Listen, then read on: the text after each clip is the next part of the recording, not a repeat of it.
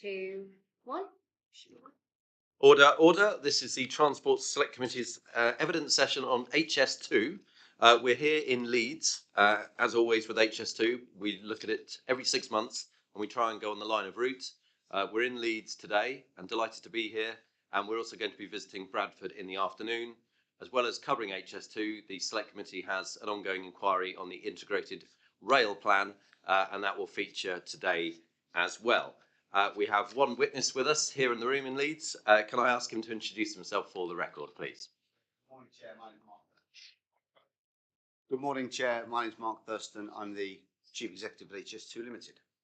Mr. Thurston, thanks for being with us here in Leeds.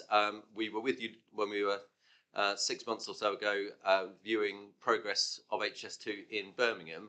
We've got a whole range of questions to ask you about the HS2 project and how it's been going. Of course, since we last met you in Birmingham, there have been further announcements on where HS2 will be going and indeed not going, which is why we're here in Leeds. First section I want to talk to you about is cost and construction.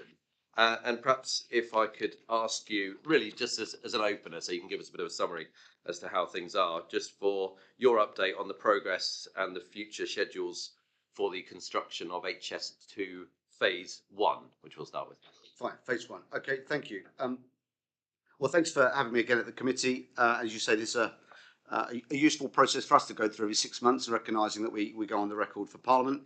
And I guess the other point on that is the Minister's next report to Parliament is due out in a matter of weeks. A lot of what we might talk today will be referenced to his last report that came out in the autumn, recognising his new report, his next report is just a matter of weeks away. Phase 1, I mean, since we saw you last, we've really made good progress through sort of the last 12 months, and particularly the second half of last year.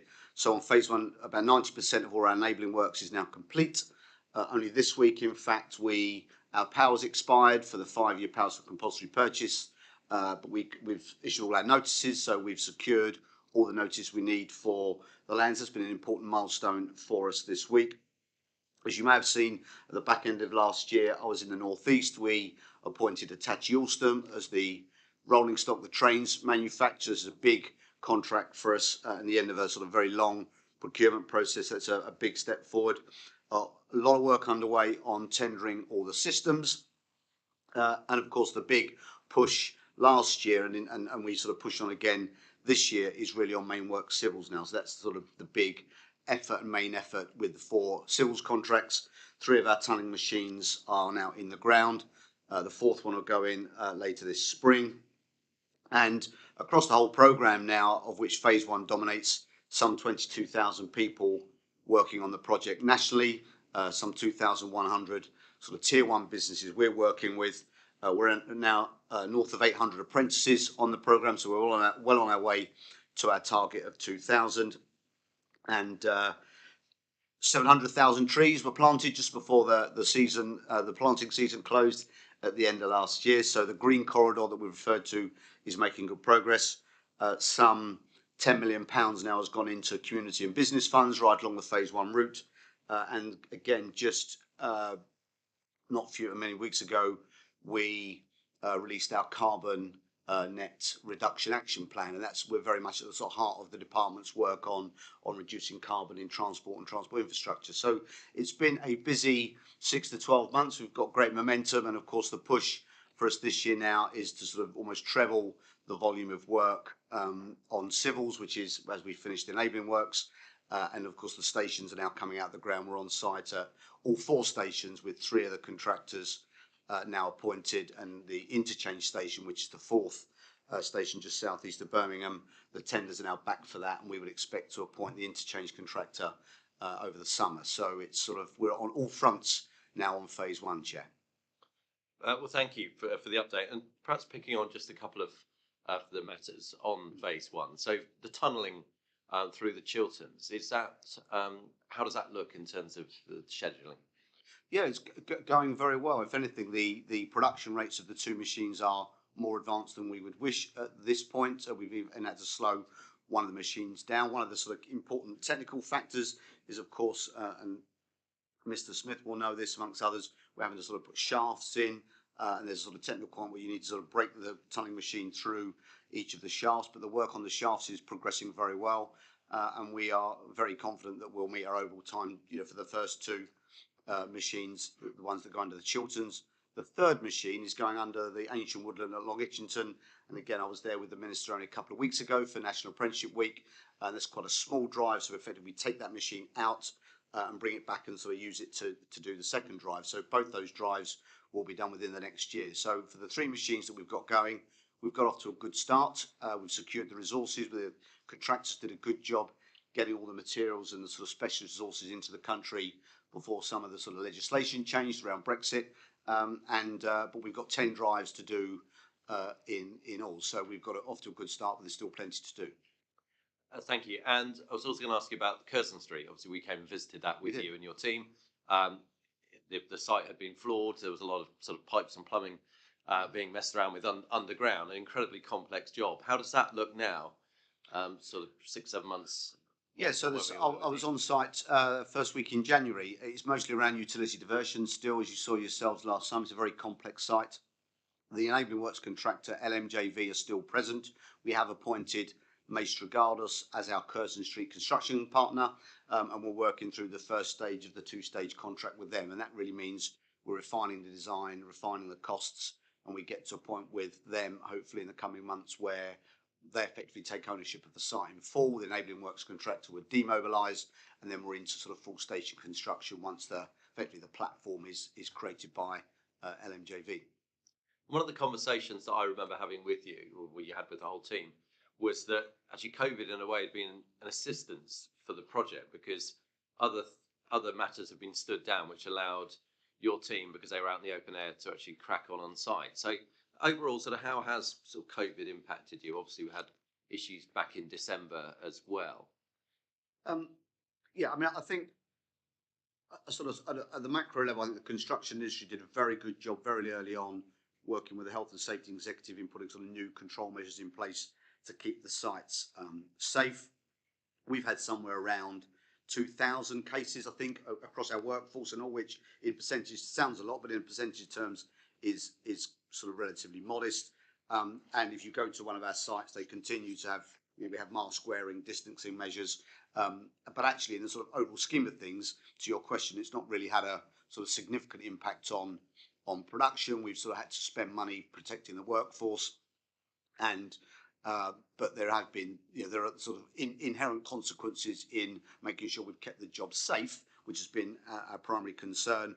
But the sort of wider sort of ripple effect of COVID, we're still trying to put some boundaries around the cost impact of that. We put something in the Minister's last report to Parliament, and we continue to work through those.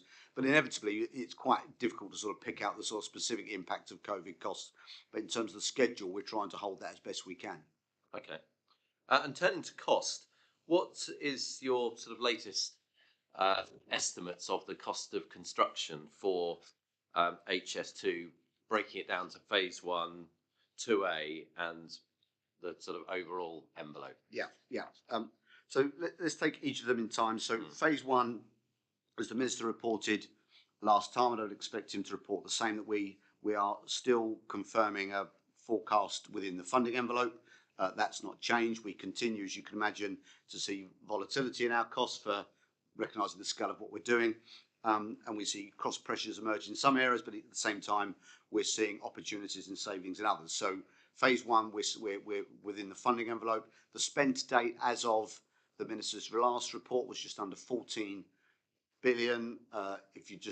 This will be confirmed in his new report. We're getting through somewhere between sort of 350 to 400 million a month on phase 1 alone. So my expectation is we'll be somewhere near 15 plus billion when his new report comes out. And as you can imagine, we have a ministerial task force and lots of interaction with both Treasury and the IPA and the department to ensure that there's transparency and visibility of our costs, and we're in pretty good shape. We're using the contingency for the things we expected to use it for, and our drawdown on contingency today is proportionate to where we'd expect to be at this point in time. Phase 2A, we've really just started, so we've set a funding envelope of between 5.2 and 7.2 billion for phase 2A, and again, we just literally in the last week or so gone through a year since Royal Ascent, so we're sort of a year into what is a 10-year programme. So the costs are quite modest. It's early days, and there's really not much to say about other than we'd expect to be certainly within the funding envelope for phase 2A.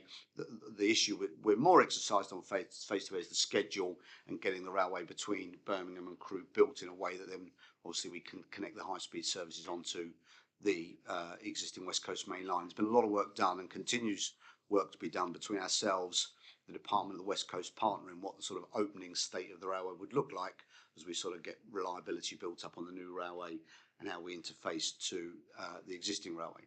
Phase 2B, we've just deposited the bill. As you know, the section between Crewe and Manchester, there's a sort of notional funding envelope being set and agreed between the Department and Treasury, and frankly we'll inevitably sort of refine those numbers as the bill comes out the other side of Parliament, and we expect that to take, based on our experience of the two thus far, sort of 3 to 3.5 years. So there's a long way to go there, yeah.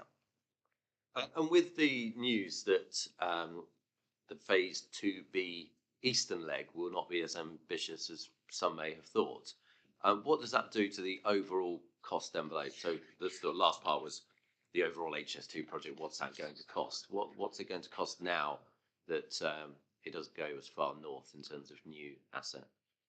Well, if you think about the three sections, I've talked about that, doing the maths in my head, I think we've set a funding envelope for phase 2B west of between, just bear with me, I'll just get that number, it's between about 15 and 21 billion. So it's quite a wide range on the phase 2B west cost to date, which would be appropriate at this point. Frankly, we've got to work out what the eastern leg's going to cost. So in light of the IRP announcement, we're starting the discussions now with the department on what it will mean to prepare the environmental statement and all the legislation to go into the House for the eastern leg from the West Midlands to East Midlands Parkway. So that, frankly, is a piece of work we've yet to really sort of put some boundaries on. But we obviously did some work previously on the full 2B section, so all the way to Manchester, all the way to Leeds. So we're sort of disaggregating that now and working out what it would mean to put sort of a funding sort of bookends on what we're going to, on the eastern leg, on the shorter eastern leg. It's quite interesting because the 2B eastern leg looked a very expensive leg to build compared to the 2B on the western side. And there's a sort of feeling that the reason why this has been scaled back is because it would be so expensive. But the figures don't seem to exist as to what the new sort of project is actually going to cost. What you're saying, because you don't actually know yet what that will look like, and therefore what it will cost. We've got more work to do. There was a notional estimate for the whole of what was called phase 2B. So as I say, the sort of both legs of the Y route. That eastern leg in its totality, as was between Birmingham and Leeds, was about 120 miles. The section to East Midlands is about 30 miles. So we've got to work out what that. And of course, originally the route was going to go up to Towton, so it's going to be sort of the alignments changed at the north of the route, and we've now got to route the new railway into East Midlands Parkway. So frankly, we've got work to do. Now we've got the IRP announcement to work out what that costing will be, and that will be work that the department will lead on, but clearly we'd provide quite a lot of input there. Okay, thank you. We'll stay on cost. I'll hand over to Greg Smith. Thank you, Chairman. Good morning, Mr. Thurston. On the cost point, both from where we are on a more progressed stage of phase 1, but coming in on what you've just said about the impacts of the IRP and changes, when we look at the cost to build, is something that is driving the volatility you spoke about in an earlier answer in some levels of it, the way we do infrastructure in this country, that seems to be to agree something in principle and then design it later? No, not at all. Let's just maybe expand on what I said. So we've agreed a fixed budget for phase 1. We know exactly what we need to do for that, both in terms of the outputs we need to deliver under the agreement with the department, and we've now set out all the sort of projects and contracts we need to let. My point around volatility is, this is a £45 billion scheme. So in terms of its scale and complexity, it's unprecedented. As you all know, it goes through a big part of the country to very dense urban areas in London and Euston, and then into Birmingham, and then through some significant rural areas through your own constituency, and just the sheer complexity of the construction, getting access to sites, getting all the designs complete, getting the interfaces between all the packages, dealing with all the sort of third-party issues, just that inevitably drives some uncertainty into our costs, which is why we have the contingency. And as I said, we're very confident on delivering the project within the overall funding envelope. And thus far, we've drawn down some contingency to deal with some of the issues like COVID, like protester action, like delays to design and consents, like some of the delays to land access. All of these things are in the mix. So it's not about we've set a budget and then we design it later. Inevitably, the scheme is developed to a certain level of definition at the point that we fix the envelope for funding. But of course, there's much more detailed design that follows, and that's perfectly normal and what we'd expect to have done anyway. When you talk about the funding envelope, of course, you mean for phase one. So the more recent funding envelope, not the original funding envelope when Lord Adonis first mooted HS2 under the last Labour government. Yeah, we reset the funding envelope for phase one at the beginning in sort of late 19, early 20 with the government, and that's what we're now working towards. Okay, so if I can just unpack this a bit, looking through the lens of cost. And let's just talk about phase one for a minute, because that's, from personal circumstances, what I'm most familiar with. Let's take the Calvert area. When the envelope was set, and the petition stage, a green tunnel was ruled out there on the basis of certain parameters. Now we've got into the detailed design. For example, the line height is now 3 metres higher past Calvert than it was originally designed to be. The track spacing is reduced. The line is now fundamentally built on something different. It's now going to be built on concrete compared to the original design. How can that still fit within the same funding envelope when you're building something fundamentally different to what originally went?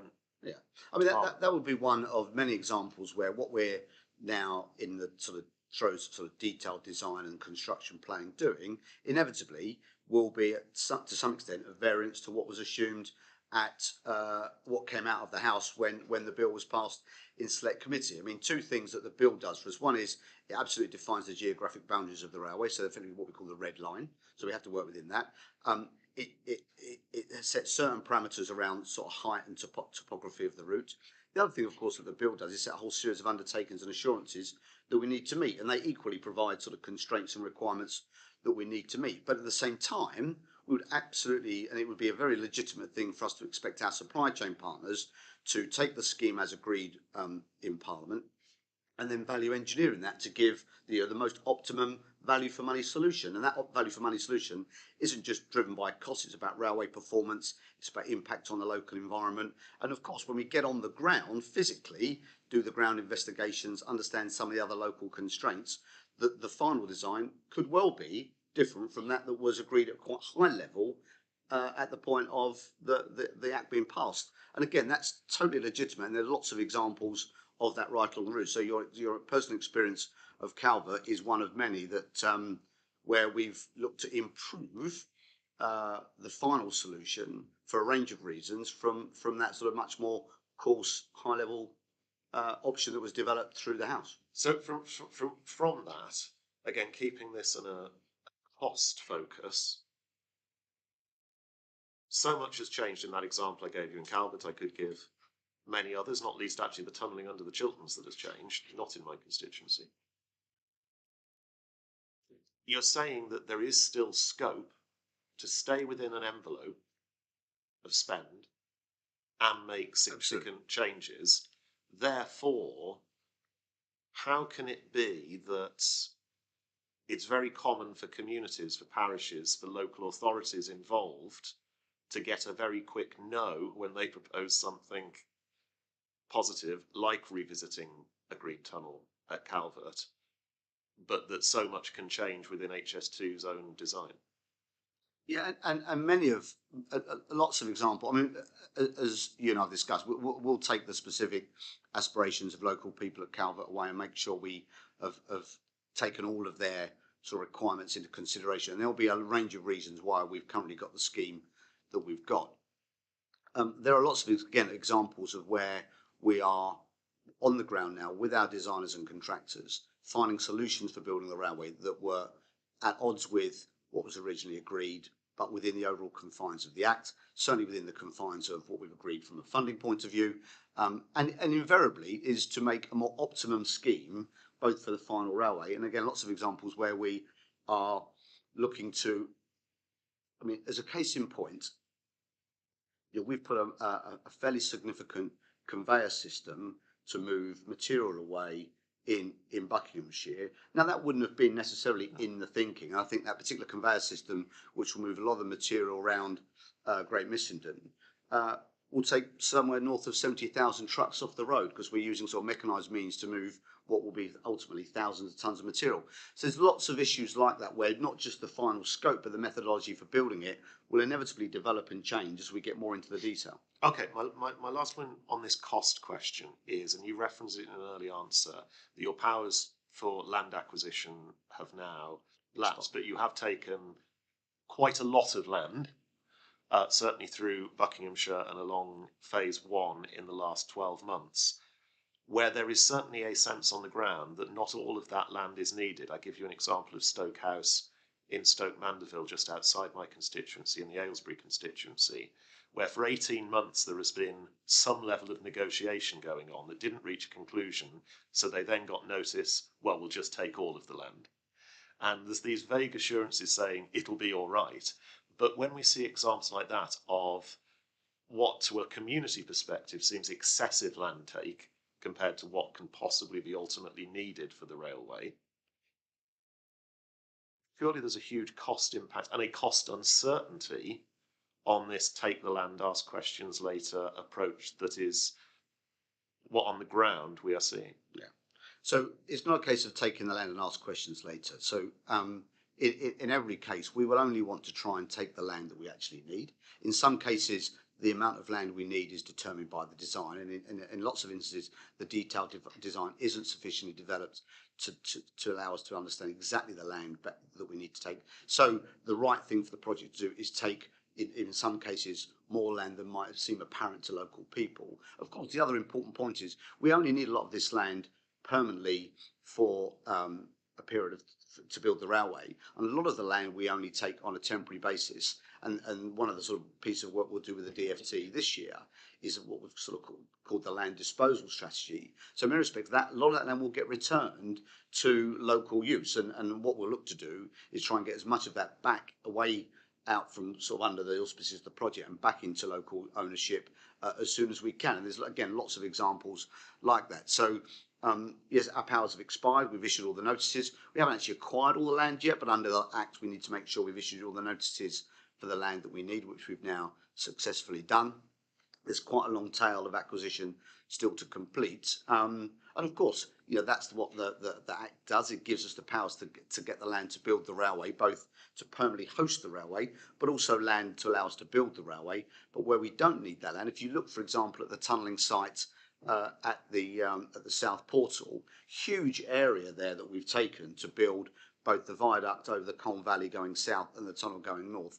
In its final form, the actual railway will take a very sort of relatively sort of thin sliver of land, probably only sort of 50, 60 metres wide, and all that land will be returned to natural use. We're reinstating sort of very rare grassland habitats. So again, another good example of what we've taken to build the railway versus what we'll leave behind will be very different. And if there are specific examples in your constituency where you'd like us to sort of try and take you through what we think the legacy land take will be relative to the temporary land take, we can certainly do that. Okay, I'm mindful of time. We could certainly talk about that for many hours, but mindful that we've only got an hour. I'll hand back to the chair at this point. Thanks, Greg. And the final point on costs is, and you slightly alluded to it, but what would be your biggest concern for cost escalation? Is it inflation? Is it the project hitting unforeseen problems under the Chilterns? On phase 1 now, we're in a sort of a window on civils where we've got a lot of design and consents to get through, over I think something like 1,200 consents. So the risks that are going to impact cost, to your question, Chair, will sort of move over time. So that's going to be an issue for us now. We continue to see some protest action on the route, but actually we've worked hard with security forces and the various police forces along the route to limit the impact of that, but to protect the schedule. Clearly, as we go through civils, I think the stations have got their own complexities, but I think as we get the stations awarded, we can be a bit more certain of the cost there. Of course, all the time we're letting more contracts, we can be retiring risk around some of our estimating uncertainty that was in the original budget that we've agreed. And then, of course, I think as Crossrail has shown us, there's a lot of risk still in bringing a railway systems project and a railway into service. And as you can imagine, there's a lot of work going on in the company to understand how we're going to integrate all the systems to make sure we provide an operational railway. So there's inevitably some risk at the back end of the programme. So, but we're aware, these are all sort of known risks to us, and we're working those through. And certainly as we sort of move through the next 2 or 3 years, get the main civils behind us, I think there's a lot of risk that we can retire around that, because that's been probably for the next, say, 24, 36 months where we hit sort of peak activity. And clearly issues like inflation, available resources, commodities, all those things are in play for us. But again, the supply chain have done a good job in making sure we've secured what we need to hold the plan for the next sort of 3 years. Okay, thank you. Moving on to the next section, which is the cancellation of the eastern leg, which of course is very pertinent to the residents around Leeds. I mean, firstly, before I hand over to Ben, do you regard it as a full cancellation of the eastern leg, or is there a different terminology? Yeah, I mean, I don't recognise that. Obviously, as you said in your earlier remarks, the eastern leg originally was all the way from sort of Delta Junction, Birmingham to Leeds. The IRP has concluded that we're going to build a new route between the West Midlands and East Midlands, which, as I say, is about 30 miles of what was a 120-mile route. So it's anything but a full cancellation. Also understand from what government have committed to, they've put £100 million have committed £100 million, and we will be, I think, contribute to this work to look at what is then the best way to get high-speed trains from the East Midlands all the way into Leeds. Okay, well, on that basis, Ben Bradshaw, I'll leave you to decide whether to amend your terminology. You said a little bit earlier that it was too soon for you to make an assessment of the impact of the cancellation of or whatever we want to call it, the downgrading of the eastern leg of Phase 2B on your financial plans.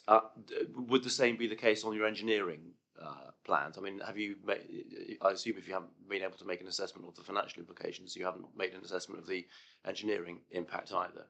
Yeah, so just so I make sure I understand the question. So we were doing work, of course, on the whole 2B route up until when government sort of effectively suspended that and commissioned the NIC, National Infrastructure Commission, to do the work around sort of wider rail needs assessment. That work informed the integrated rail plan. So we'd done some work on route alignment. We started to understand what it would mean all the way from the West Midlands to Leeds. And all that work's been in suspense really until about now. And we're now just starting to talk to the department about sort of resurrecting that work.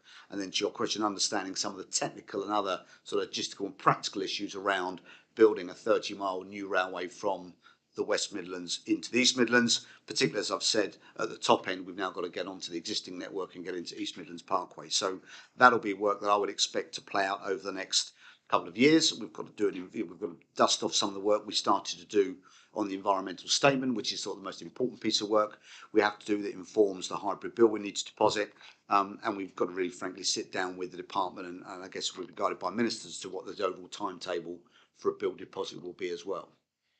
So if it's not possible yet to make an assessment of the impact of the scrapping of the eastern leg of 2B on your financial and engineering programme, what about on the work on the rest of the high-speed HS2 programme? I mean, will it free up? Will it enable you to move quicker on the rest of the HS2 programme? Yeah, not really. We've been focused for 18 months or so now on really the bits that we've been commissioned to do. So as we've already heard about, making good progress on Phase 1 to Birmingham from London.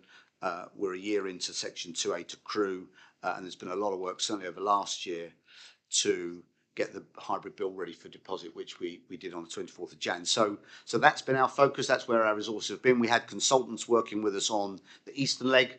We stood all those down. And again, as I've said, we're talking to the department about what it would mean to sort of recommission some of that work, get some of the sort of corporate knowledge that exists in some of those consultants back up, stood up again, and we can sort of resurrect the work that's been, frankly, sort of in suspense for 18 months or so. And did the government consult you on its decision to scrap or downgrade phase 2? We were consulted on a sort of handful of very sort of small bits of the IRP, because our job is to really provide advice as the delivery body.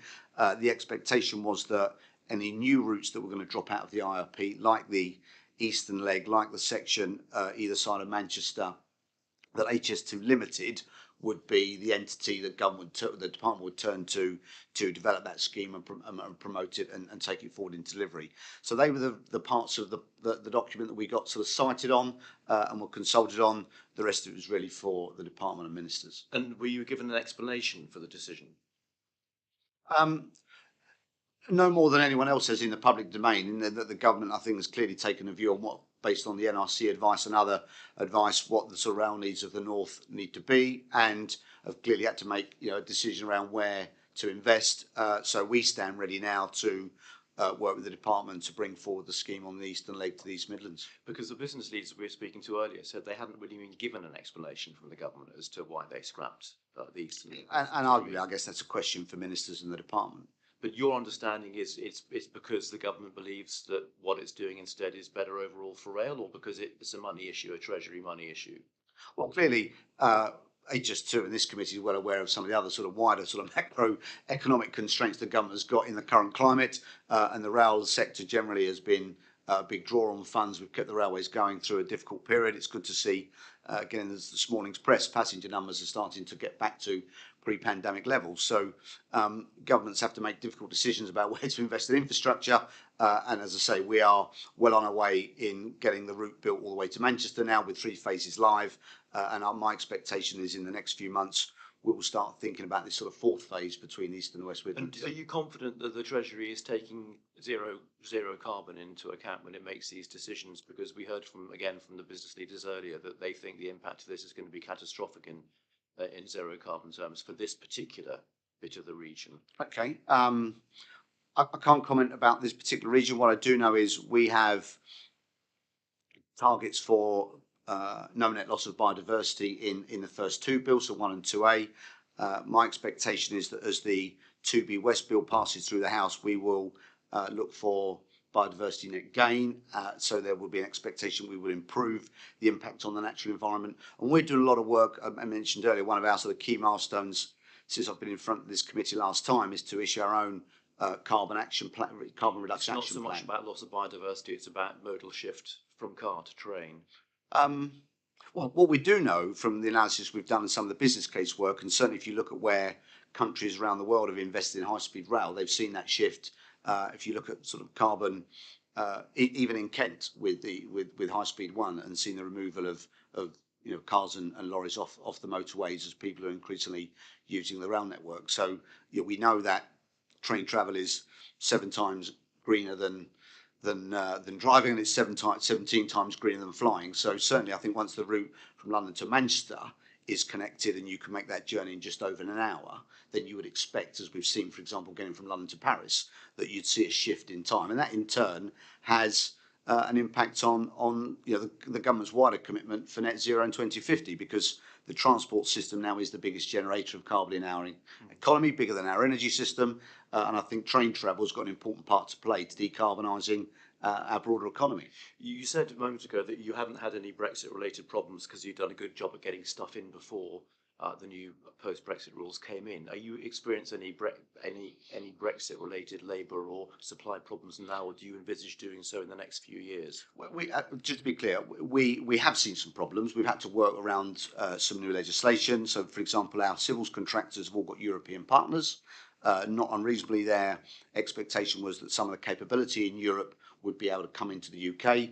A lot of that we secured before some of the legislation changed, but there is still some further issues we're working closely with the department and the Home Office to make sure we can get the sort of specialist resource. It's quite a niche specialist resource because clearly, we've built up a big UK workforce now, so lots of apprentices and graduates on the programme, and we're working with lots of businesses who are investing in local people and in way that the sort of value of the project is sort of flowing into the economy. But inevitably, there is some capability that our partners are wanting to bring from Europe, and we're sort of navigating our way through those. We're sort of taking them on as they come towards us, and we're focused on those issues like we are some of the other sort of wider labour and resource issues. It'd be helpful, I think, if we could get a bit more detail on that in writing from you after this meeting. Yeah, there's some specifics and, that we've worked through that we can share with the committee. And on the material and raw material side? Yeah, it's been a mix, because there were sort of global issues around wood, for example. They seem to have stabilised now. There was concerns around lime, that stabilised. Steel has definitely gone up because the cost of energy has gone up, so steel prices have gone up. We're trying to hedge some of that. We've done a lot of work with the supply chain to find ways of offsetting some of those costs.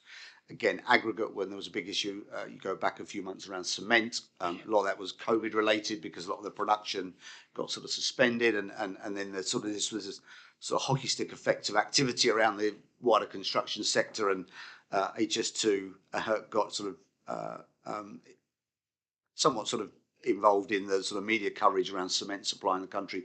But again, one of the things that our supply chain have done is come together. We've run a very sort of collaborative approach with our tier ones, and they've sort of worked together as a club to make sure we've sourced what we need to deliver the railway. And touch wood, we continue to sort of hold the line there. Thanks, Chair. Thank you, Ben. We'll continue on the eastern leg with Simon Judd. Morning, Mark. Thanks for coming along and speaking to us this morning. Looking at the technical aspect of HS2 phases 1 and 2A and the integrated rail plan, now those plans have changed, you've got more certainty. You mentioned about the 18-month suspension of some of the work, consulting on how some of these plans work. Does it pose any technical or engineering challenges for your team trying to integrate these 2 or 3 projects? Yeah, of course, there are lots of lessons emerging from phase 1 that we will inevitably, in terms of the challenges around building a new railway in isolation. I'm more talking about the integration of these 2 different projects, so the IRP and HS2 itself. Okay, apologies. I think that's to come towards us, that problem. I mean, one of the things we're having to do around phase 2A, we're working out, is how do we interface the new network to the existing network? There's a problem that Crossrail's had much more complex than ours at sort of either end. And of course, we've got to make the high-speed line connecting to the West Coast main line around Crewe. And I think there'll be some technology challenges around that we'll need to, and we are working through, that will serve us well when we come to deal with, so I think your point, which is as the wider integrated rail plan and all the Northern Powerhouse rail projects sort of start to come to fruition.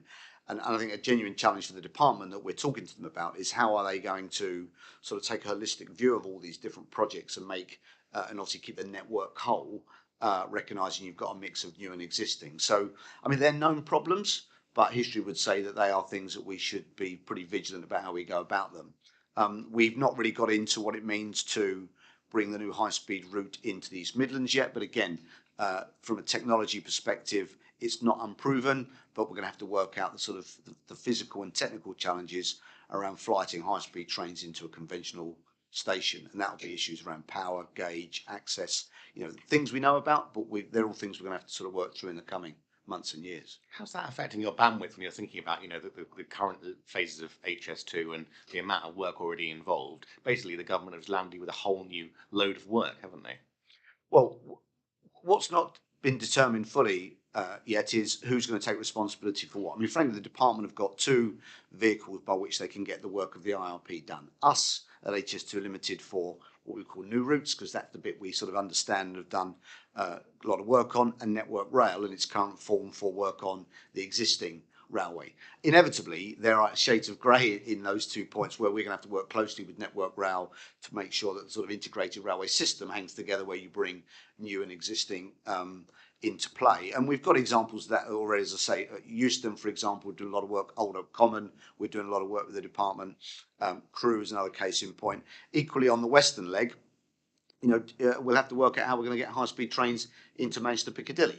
And again, there's a pretty complex, civil and railway engineering challenges there. So, to your point on bandwidth, one of the things I'm thinking about, I was with my board only yesterday, is how do we create capability for the organisation in the Northwest, because that's going to be the next bit we need to think about delivery once the 2B West bill passes through the House. And then, as I say, we need to think about our capability to start developing and promoting the scheme on the eastern leg. So these are resource challenges for the company, and that's where we're putting our mind now, and we'll certainly, I think, do this year. Are you confident you've got the skilled workforce required and in training to deliver these projects to across the board, across HS2? Because we heard earlier from business leaders that there are various different courses available locally in places like Doncaster and Leeds, training up new engineers, but we know we don't have an endless supply of people with that expertise. Yeah, and I think that's a challenge for the sector, not just HS2, and with projects like Hinkley Point C and Sizewell C and the wider investment in the roads network, as well as what Network Rail are doing, resources is a key issue for the sector. That's why we've got what we think is a very ambitious skills and education strategy at HS2. We've done a lot of work with sort of academia and schools right around the country. The work we've done with what is now the University of Birmingham, who sort of absorbed what was the High Speed Rail College. So we've got our own apprentice and graduate program. All of our supply chain have got requirements in their contracts to invest in future skills. And if you think about Phase 2B West as a case in point, by the time the sort of outline that railway is going to get into Manchester probably in the second half of the 2030s. So it's the right thing to do for us and for the wider sector to invest in skills now, because some of our apprentices could spend the lion's share of their career working on HS2, because you've got this pipeline of projects that go further north. So we will never be fully confident on that, because I think you raise a point that is high on our agenda. But we've been, I think my other sort of personal experience is when projects get the sort of momentum that we've now got, they sort of draw resources in. And we work respectfully with National Highways, with Network Rail, with the department, with other agencies to make sure that we are not driving wage inflation into the system, because that's not helpful for the public purse. But nevertheless, projects that have got momentum is where people want to work for their careers. And we've done, we've been pretty successful in sort of having a good team at HS2. Thank you. Simon, thank you. Just coming back to the Eastern Leg project, I mean, you touch on the challenge of working out how to get the trains into Leeds. The station is currently running at 101% capacity. So what were your initial thoughts as to how the HS2 trains can be brought into Leeds station? Yeah, I mean, candidly, if you go back to the original scheme, there was quite a redevelopment of Leeds station when we brought the high-speed trains on a dedicated route.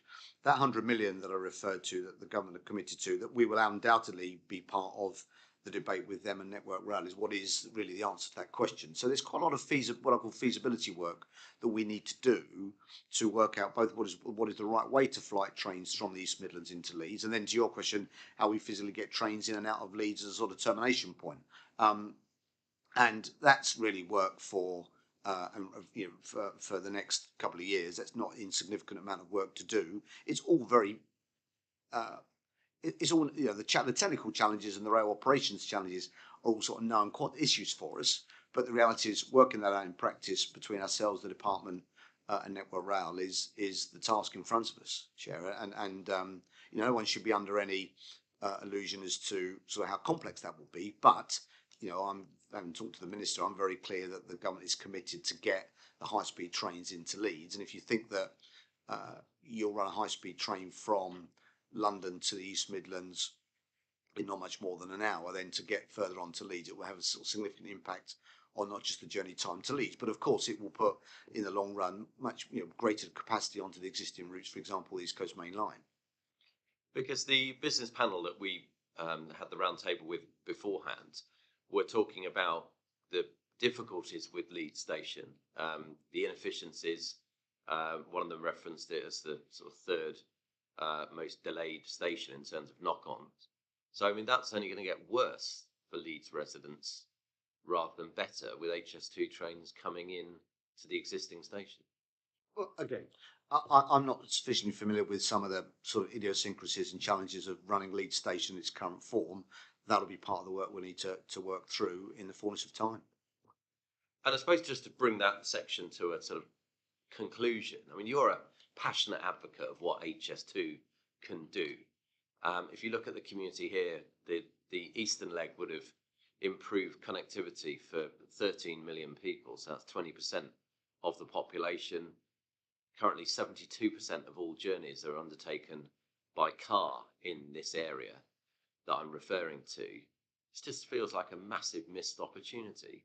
And does it sadden you that the great project that you thought that would be the Y connection all the way up to, you know, two big cities in the north, Manchester and Leeds, is now not going to occur? Well, as I said, the government have made a decision, and a difficult decision, around the IRP. I mean, the work that we need to do around Manchester will mean that the journey time between Manchester and Leeds will significantly reduce in the fullness of time. Clearly, the journey time between having travelled from the West Midlands to Leeds yesterday, that journey time will be significantly reduced when we've built the eastern leg. So, and as I've said, we need to work out how we flight trains all the way to Leeds. So that's really a decision for the government. They've made that decision. Our focus now is really to Mr. Jupp's question, which is how do we organise ourselves and resource ourselves to support the department for delivering the eastern leg. Okay, thank you. Obviously, all of this has a knock on onto the business case, and I'll hand back over to Greg Smith for that. Thank you, Chairman. Picking up where we left off last time, you said that phase one was going to be within the funding envelope, that you were doing the necessary work on the remaining phases. But bearing in mind that this project started with a budget of 37.5 billion, quickly rose to 72, then 98, then probably the most accepted number at the moment is 106 billion. Lord Barclay's got numbers that, if you read through them, do make a lot of sense to me, considerably higher than that. The benefit cost ratio for phase one has only ever been 1.2, which in government speak equates to low.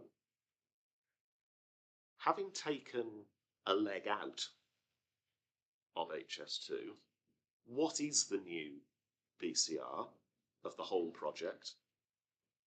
And through that lens, how can it still be justified as value to taxpayers who are the sole funders of this project, that it's worth carrying on with? Well, that's a decision of government, and government made that decision. So, let's just look at one of the points you made. So the funding thus far is for the three routes. So we have no funding for anything other than the three routes that we've. So there's a notional funding for 2B West, 2A and phase one. So it's about 70 odd billion pounds all in. So that's what, and the bit that we've sort of locked with Treasury is the 44.5 for phase one, and we have a range for phase 2A.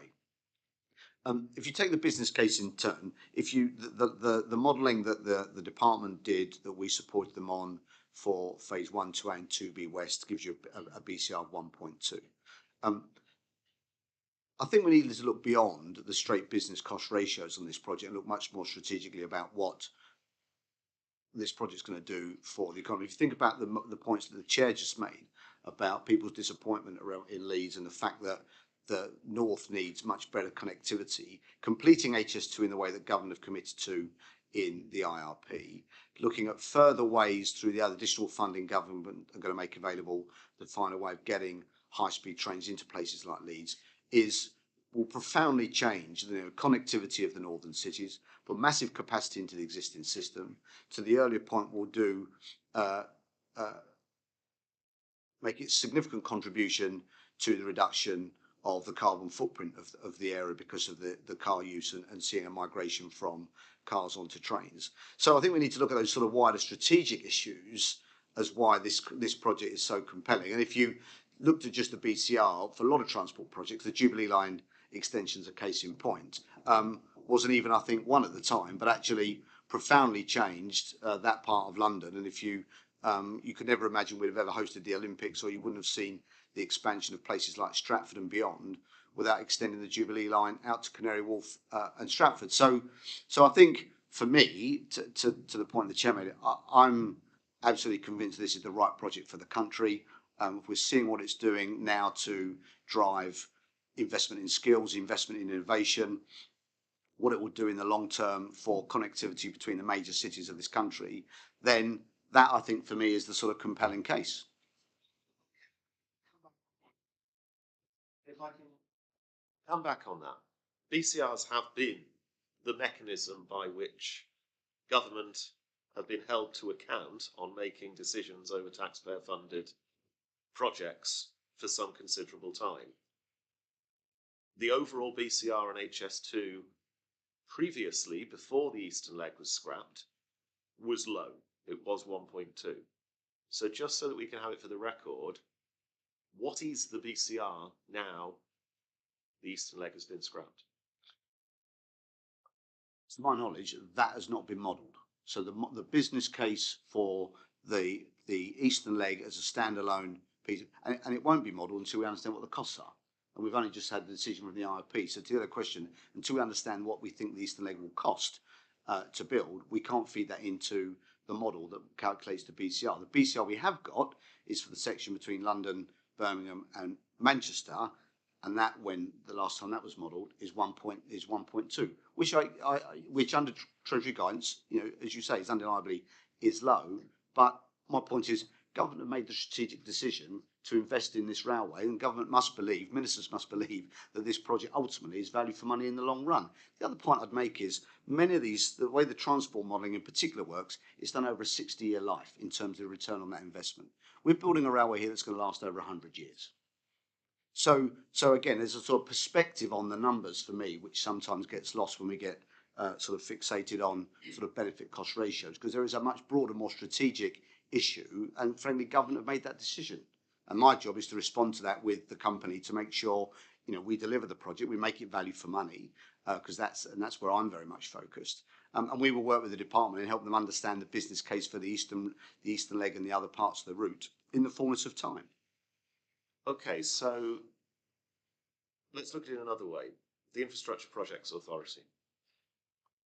2019-20 annual report, the IPA gave the full HS2 project a red rating, which, again, translates that out of government speak into real language, means successful delivery of the project appears to be unachievable. The 2021 annual report, the project was broken up into its 3 phases, and phase 1 was still amber and red. It seems that whoever looks at it, whether it's the National Audit Office, whether it's the Infrastructure Projects Authority, whether it's independent scrutiny from very good peers, and it's me, a Conservative MP, saying a Labour peer is very good, Tony Barclay doing very in-depth scrutiny, it always seems to come out that this project is not delivering value to the taxpayer, potentially isn't achievable within the budgets that are set. And when the government's own mechanism, the BCR, for judging such projects is low, and now with the eastern leg scrapped, as you said in your previous answer, not even known, how can you continue until you know the real value as out of the subjective judgment of people in Leeds are disappointed? I get that. Talking to northern colleagues, they actually want that interconnectivity between towns and cities in the north, not necessarily north-south. How can we proceed when the established mechanisms of judging are just not known? Well, a couple of things. One is, we don't recognise any of the work that Tony Barclay's done. So, and all our work has been independently verified. We don't recognise any of that work. So that, for me, is, in light of the question, sort of slightly almost irrelevant. The second point I'd make is, we've just actually been through on phase 1, another review by the IPA. They granted phase 1 as amber and said, actually, bar a couple of issues, it was green. And the opening remarks in their report was, it is clear that the management team at HS2 is a very competent, very experienced team who have got a grip of the cost of the programme. So we have a grip of the cost of the programme, and my costs are fully transparent. We have a ministerial task force every month. We're subject to quarterly deep dives by Treasury and IPA. So I'll stand and defend what we're doing today on phase 1, because that's the bit I'm charged with doing. I'll come back to the BCR point. For me, the government has made the strategic decision. So your question is for me, a question for ministers and government. and there's no point me sort of trying to sort of continue to play that answer back. But of course, we are subject to, rightly so, peer review and challenge from the likes of the National Audit Office, amongst others. We've had our accounts audited. I mean, our accounts, just to put sort of context around this, the turnover of HS2 in sort of, I've been in this job nearly 5 years. In the last 3 years, the turnover of HS2 as an enterprise has gone from about 1.8 to 5.4 billion pounds. We've now let 23 billion pounds worth of contracts into the supply chain. So there is an economic value to HS2. And we're now talking to the NO about auditing our accounts for this year. So the scrutiny and the rigour and the controls environment that we've established in HS2, government can and should have confidence in. Whether it's the right project for the country is an issue for ministers and government, and as far as I'm aware, they've made that decision. Okay, thank you. Carl wants to come in as well. I'll just turn the microphone on. I'll turn mine. Cheers. Mark, I'm involved with Crossrail in the past, and that's another project that had a tortuous conception, pregnancy, and early life, shall we say. But are there any lessons learned from there that you'd bring to HS2, or do you think HS2, just moving on from the questions obviously been asked by my colleague Greg Smith, that you brought to HS2, or the fact that, yes, it's been a tortuous process, but as you've said, there are benefits in the wider economy, as well as obviously with the actual result of when the project is completed and delivers what it was meant to deliver right from the very start. Because, as I say, Crossrail had a very tortuous start. In fact, a Transport Select Committee back in 1991, I think, actually put the block on it for a fair few years before it was allowed to move forward as we progressed in 2000. So just your thoughts on that, really. Yeah, I think the most profound thing for us around Crossrail is what has played out over the last 2 or 3 years. And again, only at our board yesterday, we took the board through the work we're doing around sort of program and systems integration, which is absolute crucial part of bringing a railway into operation. So although much of the activity that's going on HS2 today is really sort of civil engineering in more conventional sense, actually we need to have one eye on what it means to open the railway and actually work sort of left to right, if you imagine, and work back from what we call configuration state. So how are we going to bring this railway into service? And there's a huge amount, Mr. McCartney, of learning coming out of Crossrail.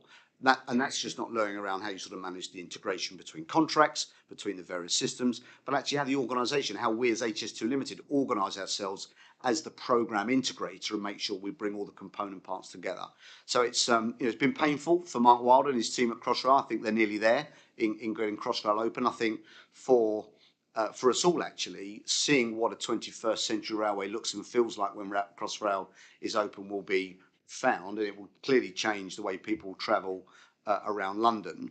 And we absolutely expect to sort of learn, and we've got very open dialogue with the team there, making sure that some of the lessons that they've painfully had to come to terms with are fed into HS2 now at the right time, recognising we're sort of 8 or more years away from owning HS2, the first phase, but nevertheless, these are not things you can do at the back end of the project, as Crossrail found to their cost. So it's been sort of sobering, but nevertheless a very powerful lesson for us all. You've probably obviously been involved in project management. You've got a big team that's involved in that. The critical path analysis of what happened with Crossrail, have there been lessons you've been able to learn from that? I'm sure it would probably take up all 4 walls of this room if you printed it out. But obviously, are there anything you could let us know? We're looking at big projects as well as another investigation, so it's interesting to delve into that. I mean, as you say, we could consume another hour of this committee, which would be inappropriate. I mean, there's a couple for me. One is seeing the project as a system from the outset. So it's almost a mindset that actually it's a system of systems. So if you think about all the civil engineering, bringing the stations in, the way we connect the signalling and the power, we've got to introduce the trains. The trains have a whole set of issues themselves around sort of how we bring the drivers in, where you're going to put the depots, because you've got to feed the railway. So looking at all the component parts. And if in a big complex project like ours, if we treat all those as discrete projects and don't think about how they all join together, not just in time, but physically, and how we connect all the railway systems, recognising the very software-led systems, you find yourself where you're sort of trying to engineer all that at the back end of the job. And as we've seen on Crossrail, that is both very time-consuming and very expensive. So one of the things we're doing is, say, almost thinking right to left. So what does day one of operations look like, and work backwards. And we're quite clear about how we're going to open the railway between initially Old Oak Common and Curzon Street, and then we'll go beyond Curzon Street onto the existing network. Then we'll bring Euston into operation. So we can see a very sort of programmatic, phased approach of opening HS2, again, building on our own understanding and knowledge, but also building on some of that Crossrail lessons. And finally, taking examples maybe internationally other than Crossrail, and I'm aware there's been some big infrastructure projects that British engineers have worked on in Hong Kong, Shanghai, Singapore, etc. Have there been any information that's flowed to you, either in your Crossrail role or in No, I think more on it. No, I think it's more on international. So we've got a lot of work going on in our activity around what we call systems integration. We've stood up like an independent peer review panel. It's chaired by a gentleman called TC Chu, who's spent a lot of time at MTR in Hong Kong. He's pulled together sort of an international panel of sort of peers with experience of high-speed rail and urban integration systems, railway systems, right across the globe. And of course, what they're providing is sort of great insight and challenge as we develop our own plans. So again, I think this committee should take comfort that that's very much, we're reaching out way beyond just Crossrail and looking globally at where we can get expertise to keep us, where we need to be. Thank you for that answer, very helpful. Thanks, Carl. Final section for us is on jobs and apprenticeships, and I'll hand over to Graham Morris. Thanks, Chair, and morning, Mr. Thurston. I wonder if we might just look at opportunity cost. Now, I note from your earlier responses that you weren't keen on that expression cancellation of the eastern leg of HS2, but on the reconfiguration. What impact has that had in relation to jobs and apprenticeships that were being created by HS2? What I can talk about is what we are doing. So we've committed to 2,000 apprentices on HS2, and I was challenged a couple of years back that target was probably a little bit conservative. And at the time, I didn't have a view on either way. I think it may prove to be the case. We're 825 apprentices on the programme now, so I think we are well on our way to creating, a young workforce that's joining the industry that not will just serve this project in its life, but actually I think serve the nation more broadly. And certainly the week before last, which was National Apprenticeship Week, as a case in point, we were sort of very much waving our flag at the work we've done in creating opportunities for young people, not just on the line of route, but actually all around the country. So that's one of a number of areas of activity. We're doing a lot of work actually with schools, so we've got a major outreach program. Because what sort of research tells us is actually attracting young people into sort of engineering and construction tends to happen much younger than we think. So by their teens, I think a lot of kids have sort of decided where they see their future, and certainly getting the parents engaged in what opportunities, certainly what is increasingly a digital industry brings, an opportunity it brings. HS2, I think, has got a great opportunity to be that. But in terms of the changes, now I fully accept it's a political decision, and politicians make the decision, and there's a financial envelope, and you're charged with carrying it out and ensuring that there's good value for money and so on. But in terms of the implications and for jobs and training, have the changes impacted upon where the apprentices would be recruited from, from the East Midlands or from the northern leg of the Wye? I understand the question. Well, I mean, in the fullness of time, we're going to need, as I said earlier, we're going to need to think about creating almost a sort of wing of the organisation in the northwest to do the section between Crewe and Manchester. So that will be sort of front and centre of my mind for the next few years. It won't be long before we think about how do we develop our workforce to serve the project into the East Midlands. And I think when the work is done, recognising one of the campuses for the Advanced Transport and Infrastructure Colleges in Doncaster, it won't be long before we think about how do we start to cultivate a workforce of engineers and people who are going to serve the project, in this part of the country. So yes, I accept the point around the shortened eastern leg route, but nevertheless, of the 22,000 people working on this project, they are not all on the line of route. There's very much a national workforce in all corners of the country, and I would expect that to continue to be the case. As I said earlier, we start to hit peak in the next sort of 3 years in terms of activity. We think our workforce is going to grow to somewhere between sort of 30 and 34,000. So there's still lots of opportunity to bring people onto this project right across the country in the coming years. Can I just ask a very brief supplementary, and that's in relation to the cost envelope, and that's the inflation cost pressures. We've heard some reports about quite dramatic increases in inflation, and you mentioned some of the materials, the key materials for the project have been purchased in advance. What's your current assessment on the cost pressures in relation to the overall impact that's going to have on delivering HS2? Yeah, and that's a very real issue for us at the moment, and we're working with the Department and Treasury on how best to deal with that, and the supply chain in looking at ways of offsetting some of the pressures. So wage inflation in the construction sector has probably grown by about 10% in the last year or so.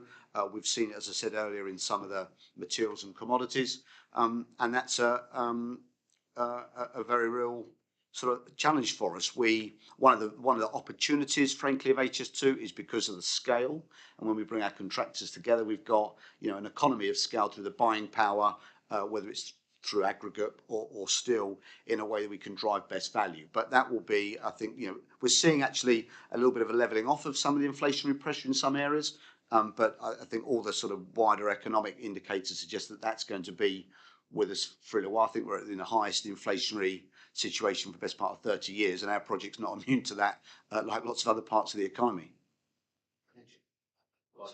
I know time's desperately short, but it's just sprang to mind because you mentioned steel, and there was a big a meeting in London during the week of the APPG and a symposium on steel, and I happened to mention, I said, well, we've got HS2 and Mark Thurston on Thursday, so I'm sure that there'll be huge quantities of British steel specified. And the response was no, it's rather disappointing. Is that correct? What I was told? I'm not sure it is correct. I mean, we've had some interaction with the steel industry at HS2. We need a lot of steel, but we need something like 2% of the UK steel capacity. So we're not a massive player in that regard. We've acquired about 74%. Our main civils contractors have acquired about 74% of the steel they need, and 64% of the total has all come from the UK. We have gone overseas for some very specialist steel, and that's attracted some media interest, but the UK steel industry was cited on that, but we've made good progress in acquiring what we need, and the lion's share of what we've bought has come from UK steel. Graham, thank you. Unless members have any other questions? No, I don't think they do. It just remains me to thank you very much indeed, Mr. Thurston, for being with us again. Perhaps I'll just say to you, where do you think we should go next in terms of points of interest? We like to go on the line of route. We've met you down in Euston. We've met the communities impacted in the home counties. We were in Birmingham with you last time. We're here in Leeds. Any other pointers? Crewe. Crewe. Okay. Let's go to somewhere like Crewe, because it's the top of 2A, at the bottom of 2B West, and I think that would be my advice, Chair. Excellent. Okay, well, we may see you in Crewe on that basis. I look forward to it. Thank you very much indeed, and my best wishes to all of your team as well. Thank you. Thanks.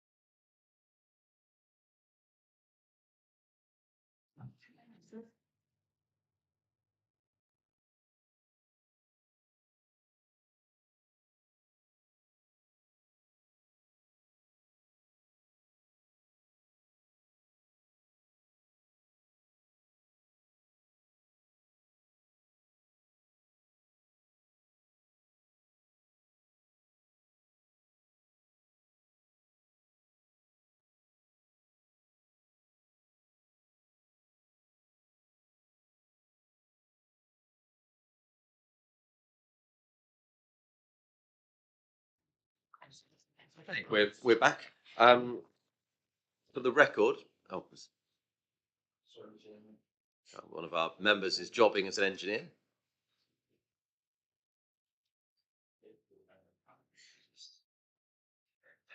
Thanks, Carl.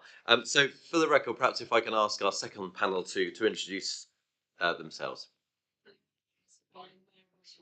Oh, sorry, we'll go again. Tracy Brabin, Mayor of West Yorkshire. Good morning, I'm Ben Still, I'm Managing Director of West Yorkshire Combined Authority. Well, good morning to you both. Mayor Brayman, it's great to see you again. I don't think I've seen you since you left us in Parliament. Mr Still, very warm welcome to you as well. And also thank you for having us. The HS2 inquiry is an ongoing inquiry for us. Every 6 months we try and get onto the line of route and take evidence. Last time we went to Birmingham, which was very much, this is what HS2 will be bringing to the economy and to the people of the West Midlands. We always intended to come up to Leeds on the basis of this is what HS2 could bring in the event that it comes in full as was expected. Obviously, in that interim, the news has come through that the eastern leg has been cancelled. I'd like to ask you, Mayor Brabin, what the reaction has been from the residents that you serve to that announcement. Well, it's been frustrating and disappointing. All the mood music from government, from the Prime Minister and ministers was that when the IRP that was quite delayed, we were waiting for it, when that was going to be announced, we would get that new line, Manchester to Leeds, and also HS2 was going to be built in full. So we were surprised, disappointed, and particularly as the growth plans for our region were attached to those what felt like commitments from government. So we're having to readjust our thinking. Now we have, as you know, we have a survey. £100 million is going to be allocated for an analysis of how to get fast trains from the Midlands up to Leeds. It does feel like that there was a last minute withdrawal of HS2 commitment, maybe, because we're not quite sure when the minister says we might get round to the solution is actually HS2 to Leeds, why we're doing the survey. We have said we want to work with government, we want to deliver for our communities, so we would love to be part of that thinking around the survey to get local voices involved. And I spoke yesterday to the minister, and he was minded to agree to that we would be involved in it. But it is a disappointment. We're losing all those thousands of jobs, those thousands of homes that we were planning on. And British Library North is coming to the South Bank. We're really excited about that. HS2 and that T station was going to be part of an added value for that area of deprivation and for inward investment. We are an amazing place, West Yorkshire. Leeds in particular, with the Bank of England, the Infrastructure Bank, Channel 4. We need that fast transport, not just from London, but to add to our connectivity between Sheffield, between Manchester, to make the journeys not only shorter, but to add capacity so that we can also fulfil our climate commitments by having a choice of trains. So this is about resilience, it's about capacity, connectivity, and of course, affordability.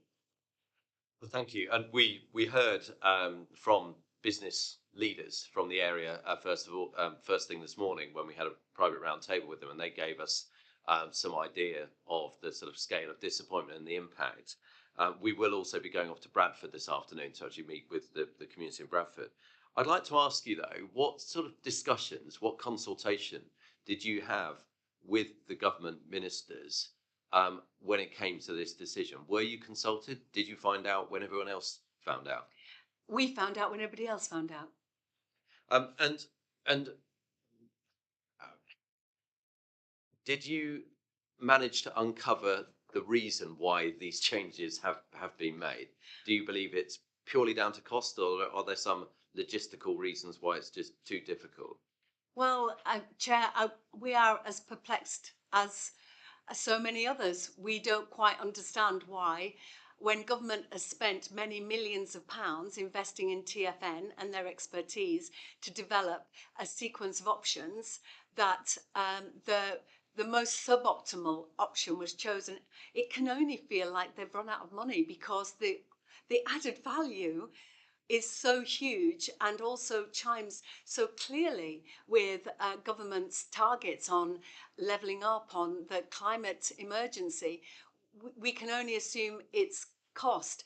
And I would say, if the committee going forward, I know you'll make your own recommendations, but for us, it would be hugely helpful if there was an analysis from government about how they brought in the levelling up targets in their thinking, because at the moment the technical work that we asked for, that we got the night before the meeting of TFN, around the reasons why you made this decision, because as I say, we were all so confused. It was all about cost, and there was no wider impact assessment. So, for example, not having a through train in Bradford misses out on £30 billion worth of boost to our economy, and thousands of jobs, thousands of businesses would be attracted to the region. As you say about the West Midlands and Birmingham, that brings inward investment immediately. So if the committee was challenging government, I would say help me out, because I don't understand why they've done it, because it certainly doesn't chime with levelling up. And it's interesting because the evidence from Mr. Thurston from HS2 is that they don't know how much it will cost now, because they haven't costed it up. Also, that means you don't know what the business, sort of the benefit cost ratio is, because that's not been done either. And also the sort of challenge that you touched on in terms of the trains coming up to Leeds.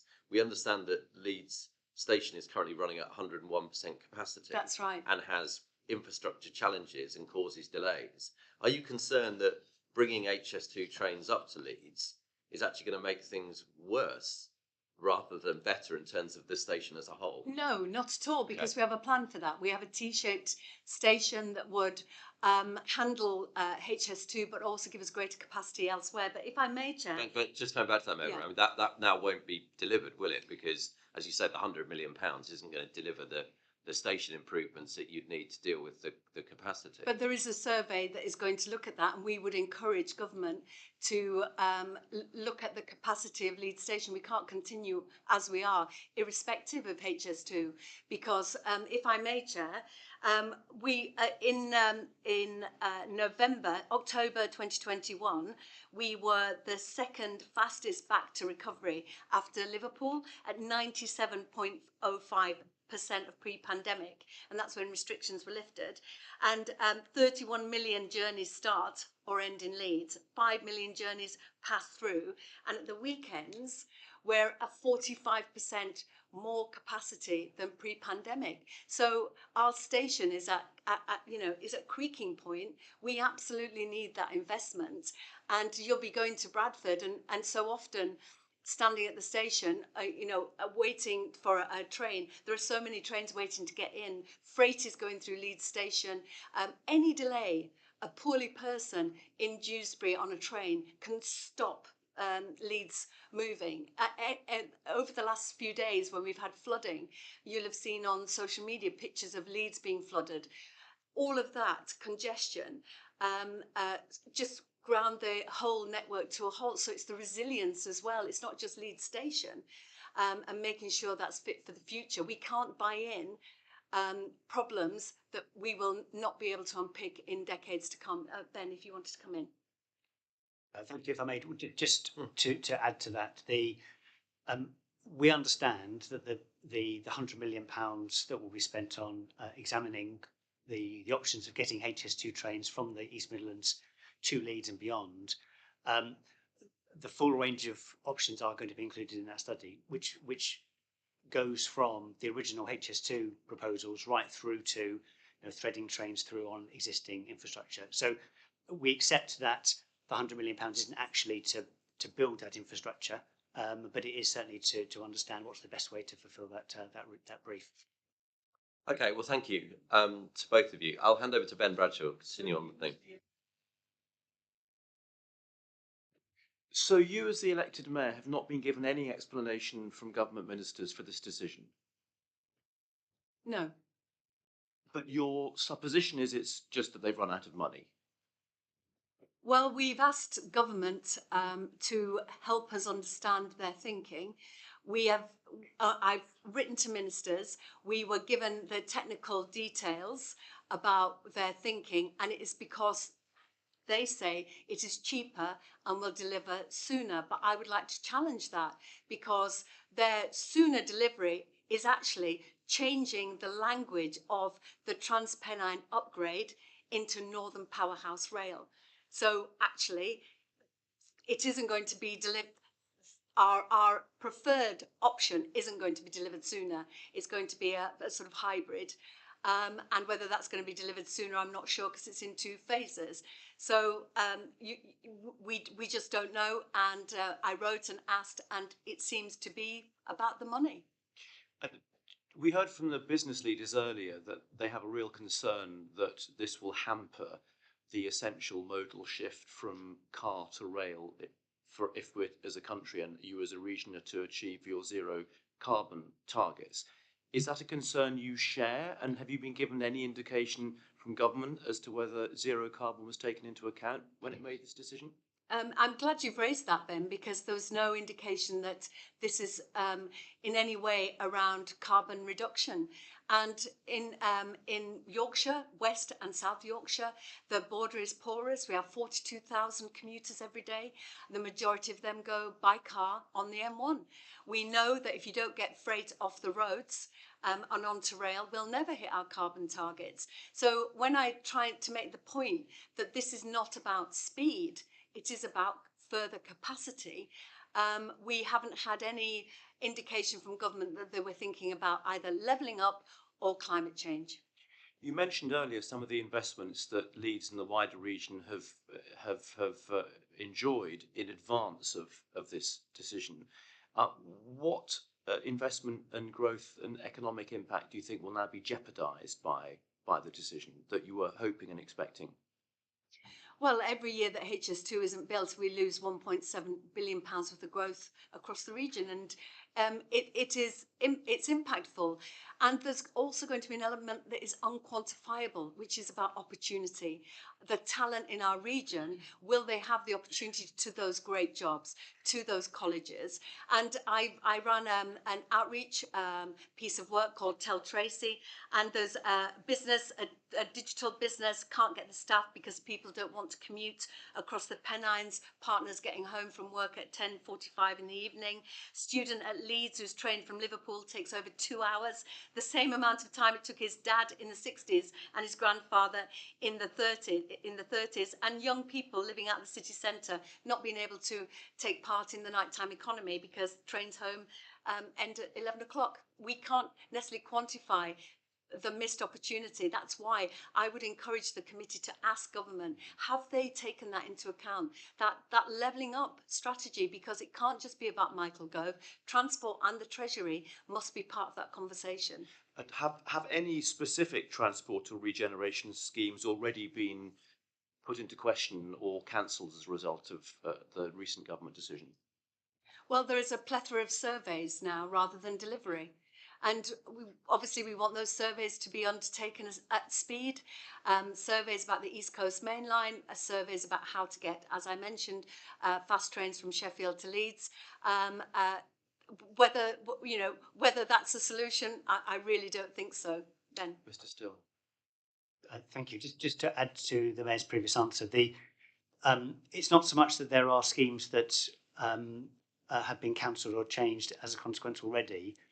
It's more that for 10 years, the economic master planning around Leeds Centre has been based on the expectation, and indeed the safeguarding of land, that the station was coming, the line was coming, and development was being planned around that for the city. Those plans have to change, both in terms of what additional and what land the railway might need in order to accommodate the growth that's been discussed already around the station environment, but then how the safeguarding is kept or removed for those sites that have been effectively put on hold to allow further work to occur. None of that is to say that the city and the Command Authority won't work extremely hard to continue to encourage investment, and the successes that we've seen in the past we very much hope to replicate in the future. But it's an opportunity that's been foregone in the short term, and we'll have to work even harder for the best for West Yorkshire. And if I may, Ben, just say that the safeguarded land is as big as 700 football pitches in the city centre. So this is and has been safeguarded for 10 years with the promise of HS2. It's deeply, deeply disappointing and frustrating. But what we don't want is to lock ourselves into something that's suboptimal that will then need unpicking in the future, that's actually going to cost us even more. We are at a prime position with government. We are happy to work with them. If you give us the spending envelope, we will work with you to phase it, to enable you to deliver. But I really hope that the committee understand that of the 96 billion, we only get 7 billion in West Yorkshire, 6 billion of which, that's correct, isn't it, Ben? 6 billion of which goes to the TransPennine upgrade, which we've been calling for decades. And so the 1 billion that's left over is for surveys and then the electrification of Leeds, Bradford to Leeds. And we are not convinced that you can do it in 12 minutes. We would love to see the engineering around that. You're going to see Bradford. You will see that currently you reverse out. And if you do get that speed, it will absolutely be at the cost of connectivity. You will be cutting out communities from access to a rail connection. So you clearly think, I mean, you are very angry about the impact this is going to have on your region as a whole. Are there particular bits of it that will be really the worst affected, and which are they? There is no doubt Bradford has done really, really badly out of this.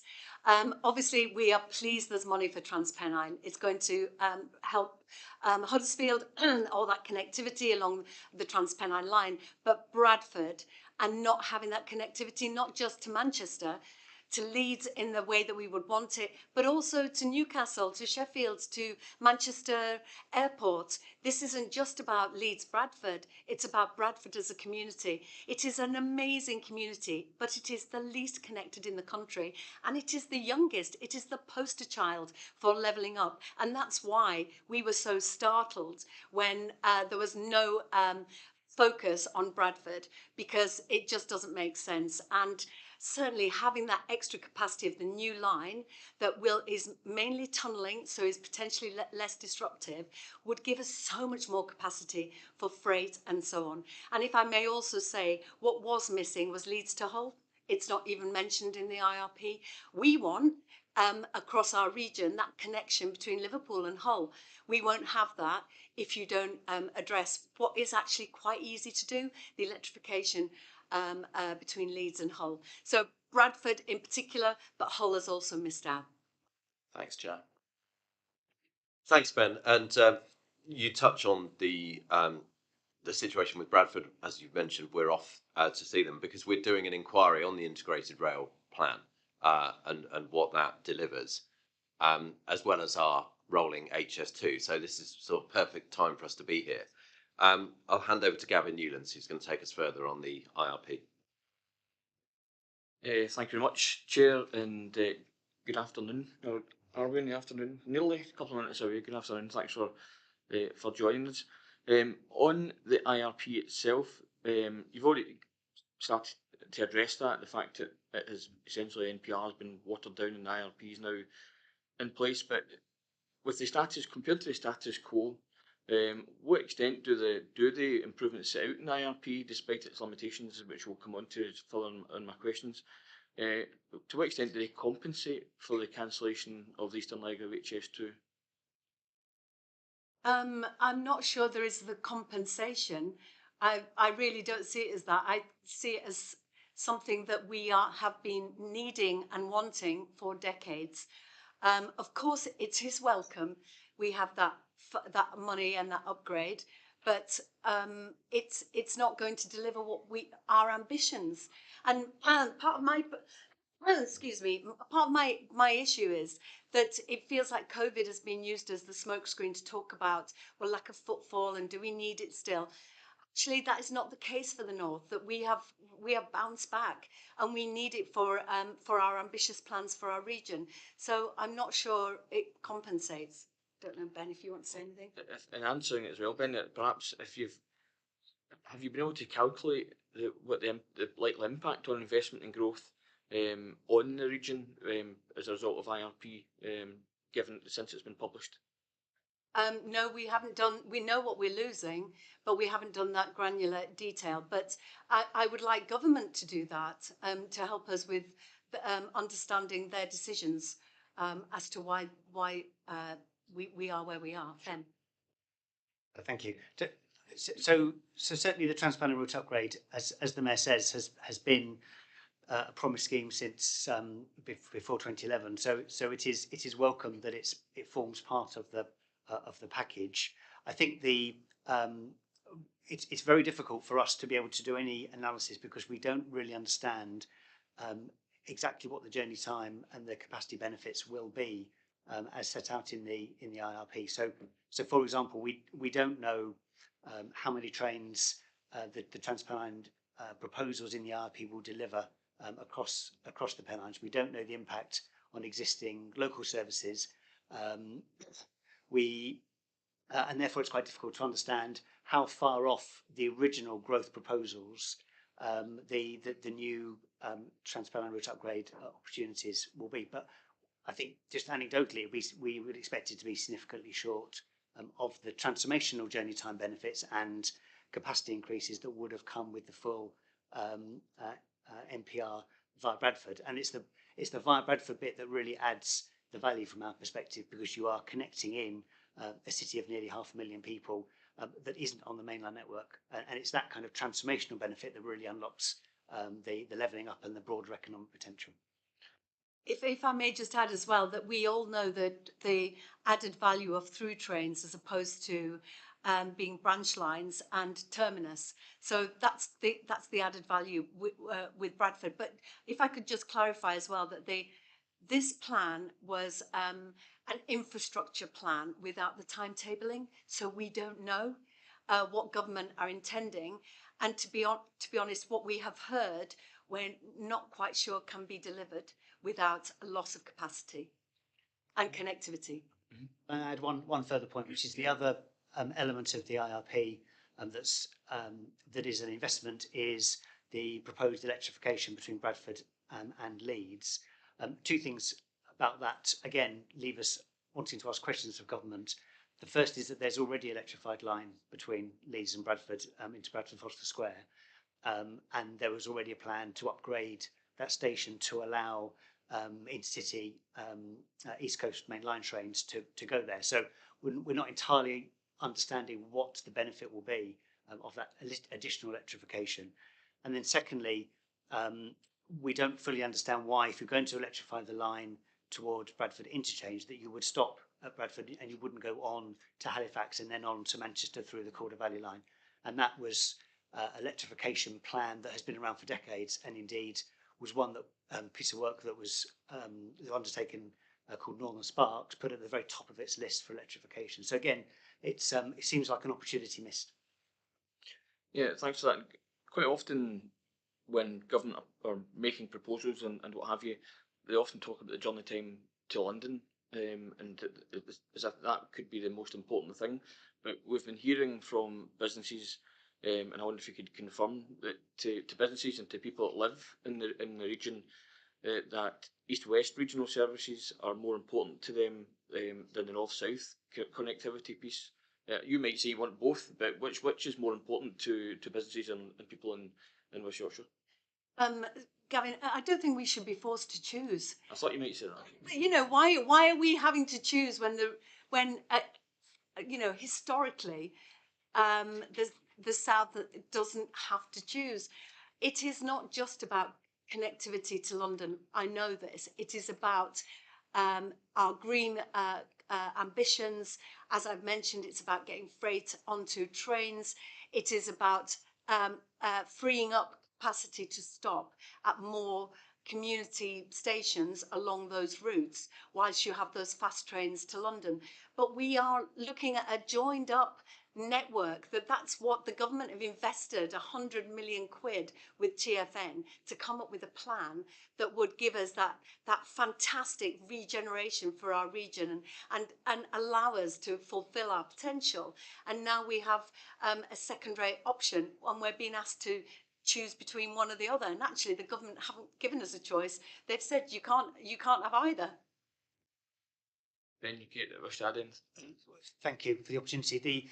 So both HS2 and NPR were designed to link together the main cities of the North and the Midlands and onto London. And so the connections between, say, or certainly between Bradford, Leeds and Manchester, and between Leeds, Bradford and Sheffield, you could argue are equally bad. They both need doing. Yeah, and lastly, from me, Chair, you mentioned yourself, Tracy, that Bradford was probably the biggest loser in the redesign of NPR, or however you want to describe it. From what I've been reading, that essentially Bradford would have in the old NPR plans would have been the biggest winner in terms of economic output, jobs, GVA, rail journeys, reduction in car journeys, etc., etc. Yet it's now become the biggest loser. So that's I suppose the question that I've got in terms of how the government plan these large projects and what have you. You're always looking at the business case and value for money. And because of topography and other reasons and whatever else, Bradford perhaps will never have a great business case or easily arguable business case. So how do we level up places like Bradford, just in general? Because that's a really big issue. But Gavin, we did have a great business case. We, with the TFN, have developed, and they have done all the work and the data wrangling, and that is not necessarily in the public domain, but the business case is there, and we will continue to make that case. I don't disagree with that. I mean, the value for money aspect that the government argues, comparing it with other potential projects, that's the issue. And if you continually make arguments like that, how do we level up places like Bradford? Well, we would say that the fact that most of it is in tunnelling is less disruptive. But Ben, you wanted to come in. Thank you, Mayor. Well, only to add that the government, I think, recognises that the current appraisal system doesn't work well for strategic transformational investments. Yeah. And I think credit where credit's due, they have looked at, and Treasury have looked at, how the Green Book rules could be revised and have implemented some of those changes over recent years. That puts more weight on the strategic case, the bits that are by definition harder to quantify and evaluate, precisely to overcome the challenges that you've outlined, which is all the more perplexing, therefore, that the IRP didn't consider those impacts when making its recommendations. Thanks, Jim. We are going to touch on Bradford in more detail in our last section. Before I bring in Graham Morris, again, staying on the integrated rail plan, Carl, you wanted to come in? Thank you very much. Thank you very much, Chairman.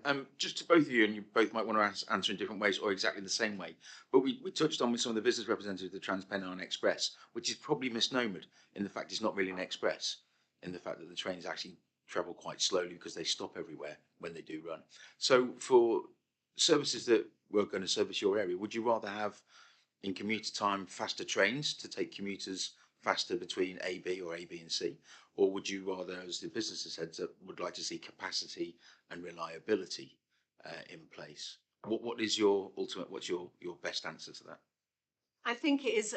It's not going to be what you want to hear, because it is a combination. Of course, it is. It's about capacity, but it's also about connectivity and making sure that, for example, between Manchester and Leeds, that you do have that fast commuter train, but that you also have the capacity to be able to stop at Marsden, Slough, and so on. And that is why the favoured option from TFN was to have a new line, so you could increase that capacity.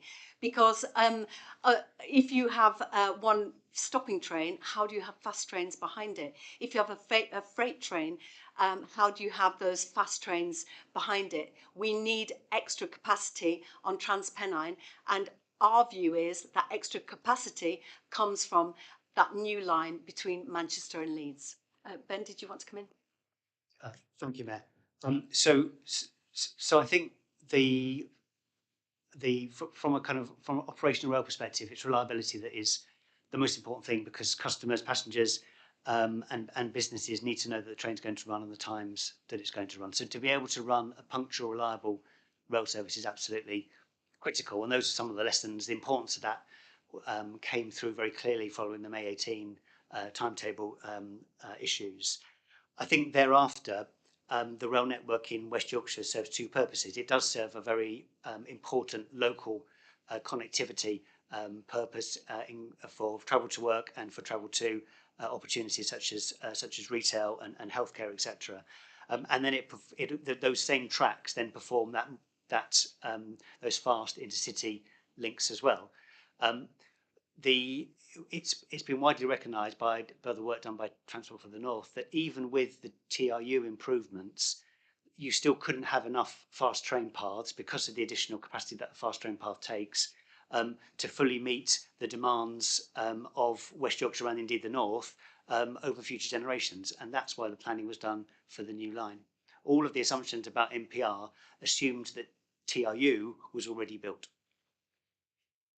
Okay, just to follow up on that, and this is the last question for me, so I'm looking for an overview really, and it's book's going to do a real lot of heavy lifting in this question. Without passing the book to anybody else, including the government or local organisations, in your two views, what are the best or the easiest deliverable or the best bang for your buck projects that would improve the lives of the people that you represent, Tracy, and that you work for, Ben, in and around the area that you cover? What are the easiest delivery projects that would be, great to see in place within the next 3 to 5 years? We've got one that we got from the business representatives, but I want to see if you chime with that. Yeah, I'm going to be cheeky, Carl, and say 2, because it has to be that line with Bradford and also that connectivity from the Midlands up to Leeds is really vital. I don't know if you had a choice, Ben, you probably agree with me. It can be more than one, it can be your top 3. So Certainly I'd agree with the Mayor. Very good.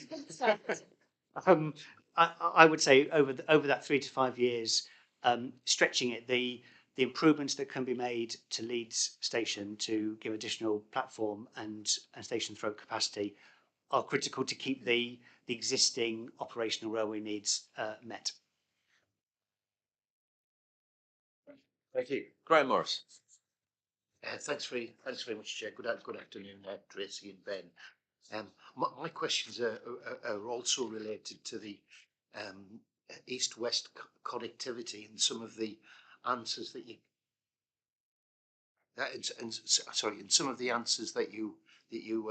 gave earlier. I was quite intrigued at some of the answers we got from an earlier panel, and that was in relation to the costs of new build rather than refurbishment and the implications for disruption and resilience, and we often seem to end up with refurbished lines rather than new lines, and it did. Oh, sorry, I'll get to my question, Chair, and then I'll make a comment in a moment. There is an obsession in ministerial statements, isn't it? I'm sure you'll recall this, Tracy, of referring to improvements by shorter journey times, whereas the common currency that everyone seems to use is improved connectivity, improved resilience, improved capacity. So do we think that the improvements that are proposed in the IRP that are going to become operational some years before HS2 is delivered, do we think that they are worthwhile and they're going to deliver tangible improvements for West Yorkshire and for Leeds in particular? Well, the TransPennine upgrade is going to deliver for us. Of course it is. That's what we've been asking for, but it is Victorian architecture. So it is going to cause massive disruption. We don't really understand yet from government how that disruption is going to be mitigated. I did mention the floods earlier, and on that evening, Leeds was flooded, so there was no trains over to Manchester. The TransPennine was closed because of flooding. The Calder Valley was closed. I had to come here and book in this hotel because I couldn't get home to Slough. And I am lucky that I can afford a hotel. There were football supporters sleeping on the platform because they couldn't get home. The mitigations for the impact of the work I don't think has been done. We've been speaking to government to try and get to be more involved in that, to help with that, the storytelling as well, that this is a good thing, that we want this upgrade. But I'm not sure that has been really addressed. Sorry, 1 second, Graham. Oh, sorry. Yeah. Just to add to that, So I think, of course, the transparent route upgrade is very welcome. What's stated in the IRP goes beyond the original TRU plans, and I think we're therefore very interested to understand a bit more about the detail about how those additional train paths. So the IRP talks about going from 6 to potentially 8 train paths into Leeds. We don't fully understand how you'll manage to squeeze that many trains onto even the additional elements of line that are being proposed, nor how you get them into Leeds Station. And I think those are questions that the IRP has posed that the rail industry now has to answer. If I may say as well that a young woman wrote to me and said she's doing a 14-hour day because already she's on a rail replacement. This is going to be part of our life for the next 10 years. I don't have the answers, but we will ask those questions about how they're proposing to do that. But when I've raised this in relation to further north, the northeast, and the pinch point north of York, where there are limitations on capacity due to single track in either direction, and similar issues about freight trains and fast trains and stopping trains, and what I've been directed at is dynamic loops. Larger loops of track where slow trains, freight trains would be diverted, but once again with the kind of the poor relations in terms of new lines and major upgrades. But I don't know whether that's a solution. But we shall ask how they're going to achieve that. Thanks, Chair. I'm not sure about the dynamic loops when you're in a valley. I don't know how you do that. Just to round up on the integrated rail plan section before we move on to Leeds Station. I remember shortly after the Prime Minister became the Prime Minister that I asked him in the chamber about, is it HS2 or Northern Powerhouse Rail? Is it either or? And he said it's not either or, it's both. And what the government have said since the plan was published is that we are delivering both, because HS2 trains will come to Leeds. And indeed, we are upgrading the Transpennine route so that there'll be faster journey times between Leeds and Manchester. So the government still maintain that they're doing both. What do you think of that stance? I do think it is semantics. I think it is rebadging, because there was the promise of big investment. The Prime Minister stood in front of Stephenson's Rocket and said he would build a new line with Manchester to Leeds. The minister stood up in the chamber saying HS2 in full. It wasn't a sort of patched up, plaster over a cut type of approach, and making do amending. It was ambitious and innovative, and they've done it in other areas of the country. So it does just feel so frustrating that it is about rebadging. We were promised something and we haven't got it. And what do you feel that about the argument that's put forward, which is, well, this can be delivered 10 years earlier, so therefore, if you want the transformation, surely it makes sense to change the plan in order to deliver it earlier and get the benefits delivered earlier? I'm not completely convinced about it being earlier. I do think we could work with government to talk about phasing and have priorities for our community. Of course, these projects are they're decades long. They do take time, but I'm not convinced by that argument. I don't know, Ben, if you want to comment on that. Thank you, Mayor. I think, obviously, any improvements are more welcome earlier, and would allow business and the cities to plan around them. So the commitment is really important, as is rapid delivery. I think the challenge on the Transpennine route is that there was already a plan for the timescale of which TRU would be delivered, and that's now going to have to be revisited because the TRU process, as I've said, are now modified from those previously developed by Network Rail, and there is no real plan yet for how the section from Manchester to Marsden would be developed. So we have to see what that timescale looks like, and I really hope it can be sooner, but we don't know yet. And then equally on HS2 trains coming up from the East Midlands to Leeds, if sooner means that they have to thread their way up on existing infrastructure, but later might mean that they have more dedicated infrastructure and can do so more reliably at higher capacity, then I suspect people would rather wait a bit longer. But I guess that work has yet to be done. That's part of the £100 million study, I think. And you touched on your uncertainty as to how the capacity can actually be increased to the number of services that you're being told will come in from Manchester to Leeds. Have you discussed that in detail with Network Rail as to how they'll be able to deliver that? Not in detail, but we understand that they are doing the work to begin that quantification, develop in effect the prototype train timetables for that will show that how that will work. So it sounds as if there's sort of more hope than there is absolute certainty that full capacity can be delivered. That's absolutely right, and we've been talking to HS2. You heard evidence before us about coming from Manchester to Marsden, so we are trying to be involved in the discussions and to be as helpful to deliver as possible. But for example, that Warrington to Marsden HS2 trains then screeching into Marsden on Victorian structures, there's going to be real challenges around that. So it would be very hard to understand, reliability and numbers of trains, etc., when that major engineering work hasn't been done.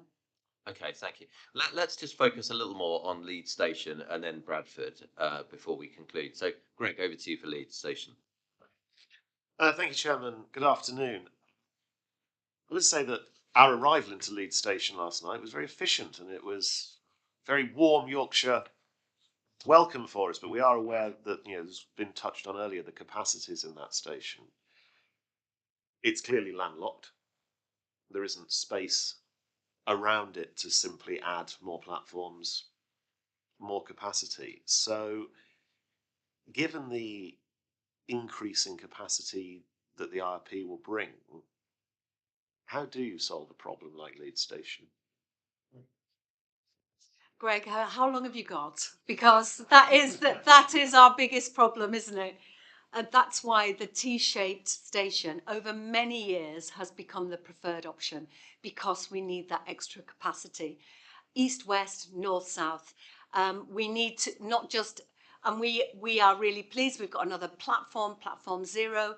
We are investing in other stations around the region. We are doing our bit, but you can't, like you say, put a pint in a half pint pot. We do need that new station. So, given the IRP is very specific in the routes that it will take, and given that Leeds, it's not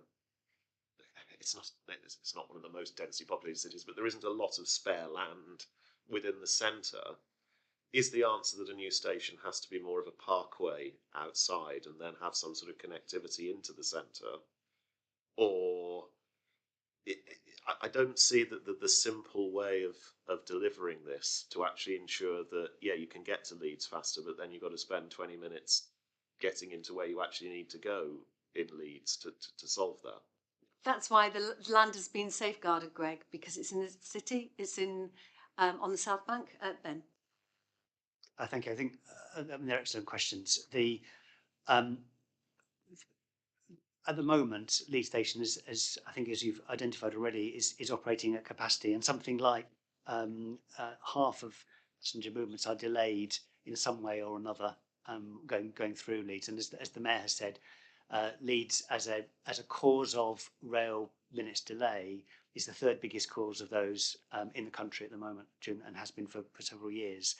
So Leeds is a real challenge, and it is because it is a bottleneck. You've got routes coming in, a majority of routes coming in from the west, and only 2 routes going out from the east, and taking the trains through that system is a real challenge. It's made a bit worse because the way that the western throat of the station is configured means that trains often have to cross several lines in order to get to the designated platforms. And so lots of the work at Leeds, the Network Rail have been looking at through a process separate to the IRP process, has been about how you would reconfigure the station to try and create additional capacity. And that can go some way, but our understanding is that within the IRP, it is understood that there is still questions about how you best kind of marry up the capacity available at the station with the Transpennine routes that will come into it, and that question remains to be answered, and it's something that Network Rail, I hope, are busy working with. But the mayor's absolutely right. Not having the station that would capture services coming up from the south exacerbates those east-west challenges. I don't think we are going to get to the solution right now, but I guess my final question on it is one of the disruption and how long the disruption will take as you transition from the current station services to a two-station model or just a new station model. You know, different circumstances, but I have many scars on my back of the disruption of HS2 being built through my, you know, the level of human misery involved in this construction is extreme. And so in order to deliver the IRP benefits for Leeds as a city, where do you see the disruption of the construction of station capacity or remodelling of station capacity would lead you, and how long do you think it could potentially take to actually see those benefits come through, not in terms of the journey, but getting on and off the train in the first place? Thank you. So a complex question. I think in terms of how you remodel a station while remaining operationally active, there is no doubt that's going to be a drawn out process, and one that will be many years in duration. That said, I think if you have certainty about when it's going to happen and how you plan for it, you can make the best of the challenging situation. And the plans for the T-shaped station, which would in effect create additional capacity without disrupting the east-west movements, mitigates some of those impacts to some extent. But there's already a quite significant amount of work looking at how the Transpennine Route Upgrade Programme would deal with disruption, and how you would make use of the Calder Valley line. Although there are some points where you in effect you move from to rail replacement bus services because of the pinch points that are taken. So, you know, we don't wish for 1 second to underestimate the disruption to people's lives caused by investing in the rail. It's one of the reasons that following the experience on the West Coast Main Line, the move towards building new lines was seen to be beneficial. If I may add as well, this disruption is going to be massive. You want to do it once.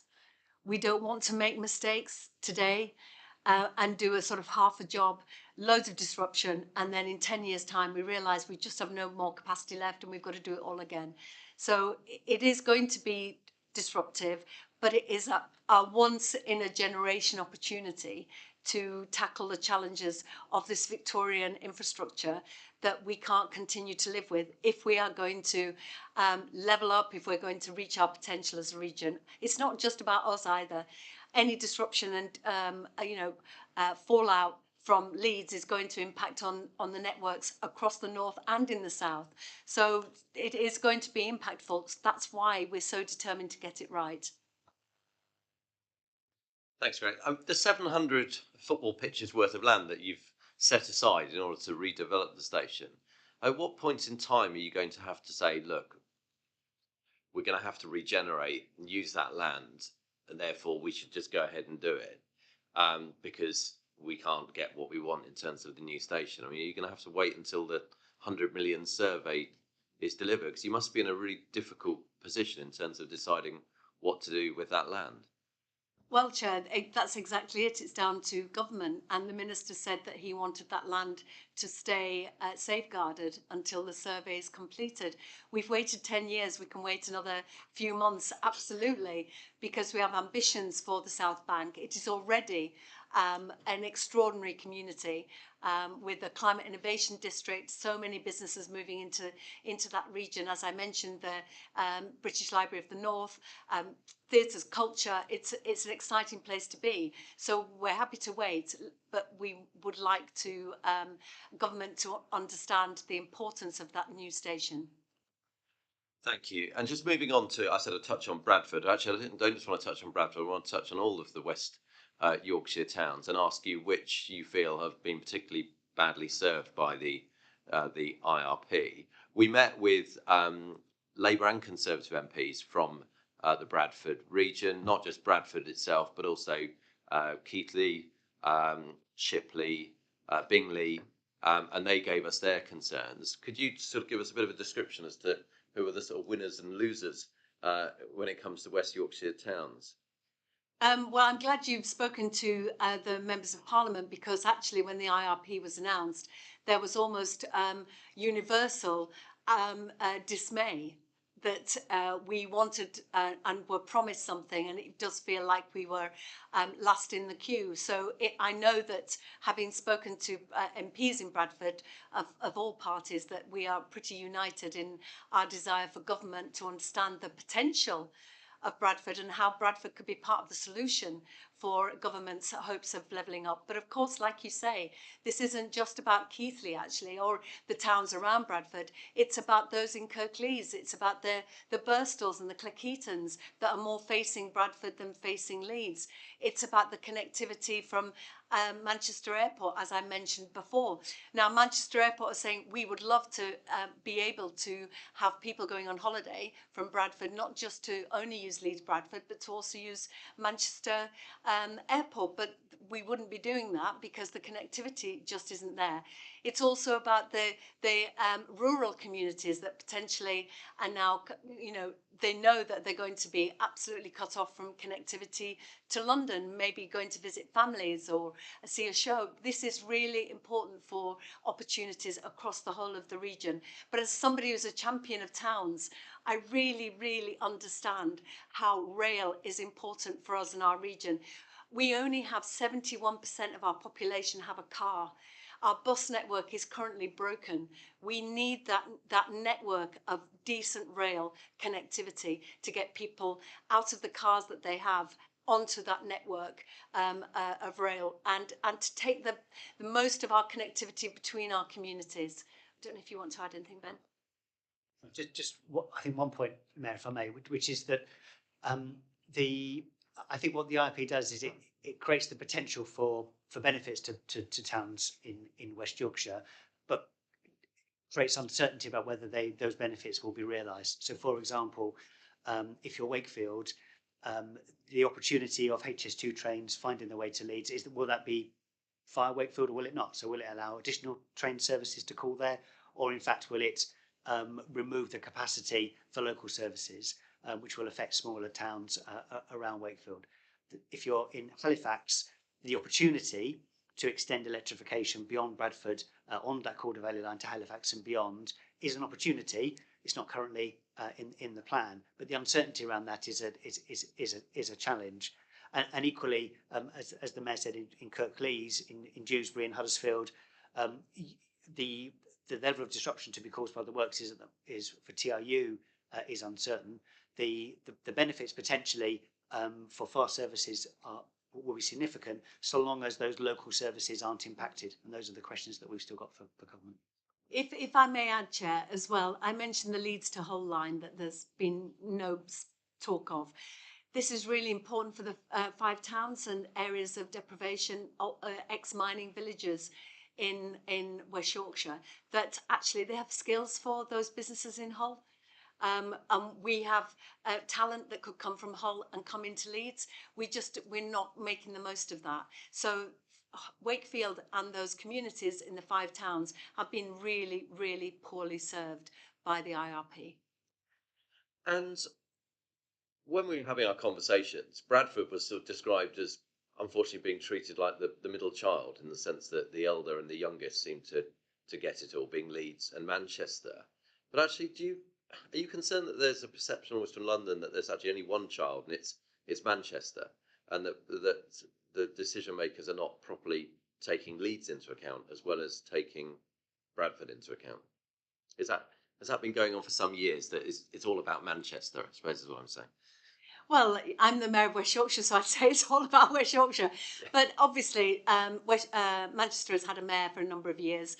We have the first mayor for West Yorkshire singing and dancing about our region. Maybe we haven't had that voice, but we need to stand collectively together because, and Andy Burnham and Steve Rotherham and other mayors, Andy Street, we all stand together about connectivity because we know that we all need to rise together. And there is no point having the third child, as you say, or the youngest, being left out of the room. We are making the case. We will help government deliver. We are incredibly ambitious for our region.